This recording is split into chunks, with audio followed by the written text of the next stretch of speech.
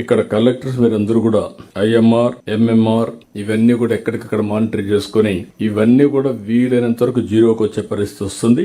నిన్నే కూడా gates foundation తో సంజీవిని ప్రాజెక్ట్ చూసాం. తొందరలోనే డిజిటల్ హెల్త్ రికార్డ్స్ వస్తాయి. దీంట్లో ఎక్కడికక్కడ preventive health, curative health, real time monitoring పోయి మనం దీన్ని లాజికల్ గా తీసుకుపోవడం కోసం ఎవ్రీ విలేజ్ ని ఆన్ హెల్త్ స్కోర్ లో 10 పారామీటర్స్ కి వెళ్తాం. అది అసెస్ చేసుకుంటే ఎక్కడ ఫోకస్ చేయాలని అక్కడ చేస్తాం.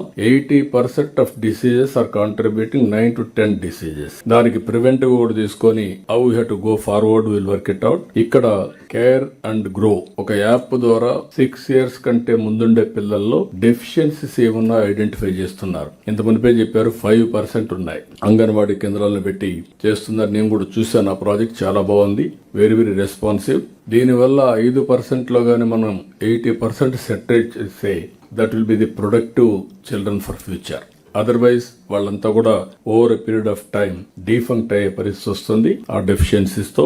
ఇంకొక పక్కన మెంటల్ హెల్త్ అందరం మాట్లాడాలి. ఎందుకంటే ఒకసారి హిస్టరిక్ గా ఏదైనా ఒక ఇష్యూని తీసుకొని అదే ఇష్యూ ఆలోచిస్తే ఆ ఇష్యూ ద్వారా చాలా మంది మెంటలీ సిక్ అవుతారు. ఇంకొక పక్క టెక్నాలజీ ఎక్కువ వాడుతున్నాం. టెక్నాలజీ వాడే సమయంలో స్ట్రెస్ ఎక్కువ ఉంటుంది. దీనికి కూడా మనం దీన్ని ఏ విధంగా చేయాలని, అందుకే నిన్న కూడా మనం మాట్లాడింది విలువల బడి అన్నాం.